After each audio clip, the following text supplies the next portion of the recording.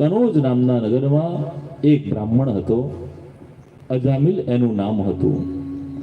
અજા એટલે માયા અને મિલ એટલે ભળી ગયો. જે માયાથી યુક્ત હતો એવો અજામિલ નામનો બ્રાહ્મણ હતો.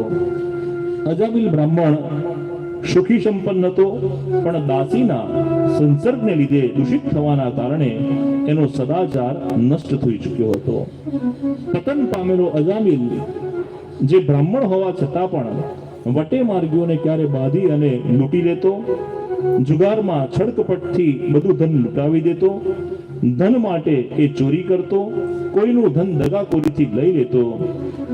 આ અજામિલ ના આયુષ્યના ઘણા વર્ષો વીતી ગયા અને એને એક એક કરી અને 9 પુત્ર જન્મ્યા. અજામિલની પત્ની બહુ સુંદર હતી, સુશીલ હતી, સંસ્કારી હતી, પણ અજામિલ એને પણ કોઈ ધર્મ કાર્ય કરવા ન દેતો, કોઈ વ્રત ઉપવાસ કરવા ન દેતો, કોઈ દાન પુણ્ય કરવા ન દેતો, કથામાં ન જવા દેતો.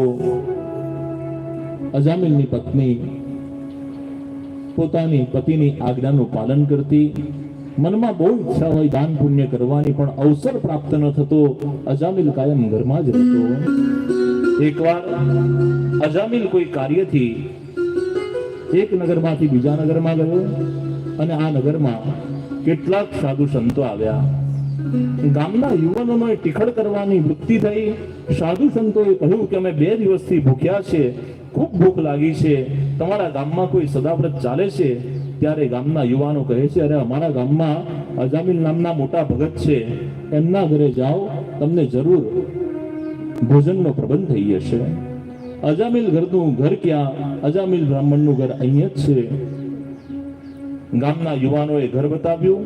ટીખળ કરવાની વૃત્તિ હતી. સાધુ સંતો અજામિલના ઘરે પહોંચ્યા. ભિક્ષાન દેહી પોકાર કર્યો. અજામિલની પત્ની બહાર આવી કે આજે પહેલી વાર ઘરના આંગણે કોઈ ભિક્ષુક આવ્યો છે. અજામિલ બધા પર ક્રોધ કરી અને ભગાડી દેતો, અને આજે અજામિલ ઘરે નથી અને સાધુ સંતો પણ આવ્યા છે.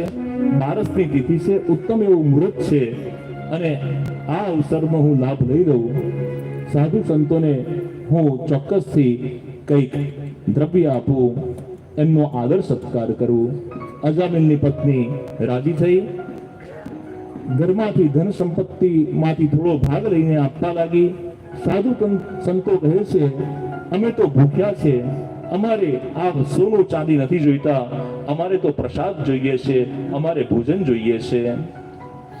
અજામિલની પત્ની વિચાર કરે છે કે અજામિલને ગયે ઘણો સમય થઈ ગયો છે, પણ સાધુ સંતો ભોજન જ માંગે છે, ચાલો તકનો લાભ લઈ લઉં અને એમને ભોજન કરાવવું.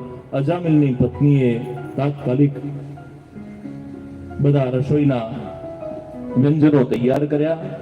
દાળ, ભાત, શાક, કંસાર ઇત્યાદિ બધું બનાવ્યું અને સાધુ સંતોને પ્રસાદ પર આસન ઉપર બેસાડી અને પ્રસાદ આપવાનો પ્રારંભ કર્યો. સાધુ સંતો ભોજન કરતા હતા. અજામિલની પત્ની થોડી ચિંતાતુર લાગી.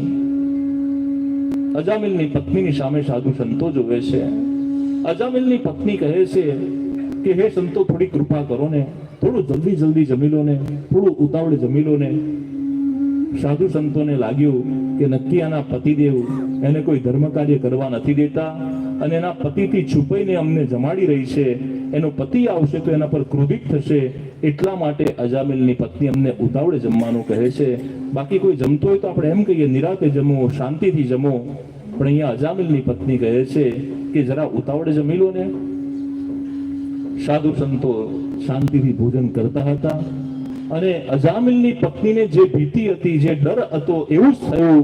અજામિલ ગામમાં પ્રવેશ કરે છે અને ગામના યુવાનો કહે છે, કેવું છે અજા ભગત? અજામિલ રોકાયો ને કહે છે, મને કેમ ભગત કહો છો? તો કહે છે, તારા ઘરે તો સદાવ્રત ચાલે છે, સાધુ સંતો ભોજન માટે બેઠા છે. દોડતો ગયો છે અજામિલ ઘરે અને ઘરે સાધુ સંતોને પ્રસાદ લેતા જોઈ, ભોજન કરતા જોઈ ક્રોધિત થયો છે. અરે મારા ઘરે સાધુ સંતો ક્યાંથી આવી ગયા? અજામિલની પત્ની અજામિલને 2 હાથ જોડ્યા છે. સાધુ સંતોના ગયા પછી જે કંઈ પણ ગુસ્સો કરવો એ મારા પર કરજો, આ સાધુ સંતોને કંઈ ન કહેશો, એમનો કોઈ વાંક નથી. અને હવે પ્રસાદ બસ ભોજન એમનું થવા જ આવ્યું છે, ભોજન કરી લે પછી પ્રસ્થાન કરે. આપને જે ક્રોધ કરવો એ મારા પર કરજો. અરે સાધુ સંતો ભોજન કર્યું છે તો ઊભા થઈ જાઓ.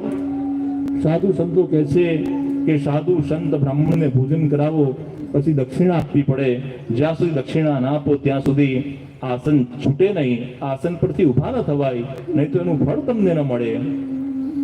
અજામિલને ગુસ્સો આવ્યો કે એક તો સામેથી આપ ભોજન કરવા આવ્યા છો, મારી ગેરહાજરીનો લાભ લઈ મારી પત્ની આપને ભોજન પણ કરાવ્યો, અને ભોજન કરી દીધું છે તો દક્ષિણા પણ સામેથી માંગો છો. અજામિલની પત્ની કહે છે એમને પૂછો તો ખરા કે એમને શું જોઈએ છે. ત્યારે અજામિલે કહ્યું કે શું જોઈએ છે આપને દક્ષિણામાં. સાધુ સંતો કહે છે કે તારી પત્નીને સારા દિવસો જઈ રહ્યા છે અને યોગ્ય સમયે એને એક સુંદર બાળક જન્મ લેશે, એ બાળકનું નામ તું નારાયણ રાખજે. અજામિલની પત્ની પ્રસન્ન થઈ, અજામિલ ક્રોધિત થયો. અરે મારા પુત્રનું નામ હું જે પાડું એ તમારે શું લેવા દેવા, દક્ષિણામાં કોઈ આવું તો માંગતું હોય. અજામિલની પત્ની અહીંયા પુણ્યપૂર્વક અજામિલને સમજાવે છે, અરે આપણે 9 પુત્રોના નામ બધી તમારી બહેનોએ ફૈબાએ પાડ્યા તો છે, હવે 10મા પુત્રનું નામ ભલે ને આપણે સાધુ સંતો કે એ પાડી દઈશું, એ લોકો અહીંયાથી જાય, એમને વચન આપો ને. સાધુ સંતો કહે છે અજામિલને, તારા પુત્રનું નામ તું નારાયણ રાખીશ એવું બોલ. અજામિલ કહે છે સારું, તમે જે કહો છો એ રાખીશ. સાધુ સંતો કહે છે એમ નહીં, શું નામ રાખીશ? તમે જે બોલ્યા એ મોઢામાંથી ભગવાનનું નામે ન લે. અમે શું બોલ્યા? જે મેં સાંભળ્યું એ તે શું સાંભળ્યું? નારાયણ નારાયણ નારાયણ.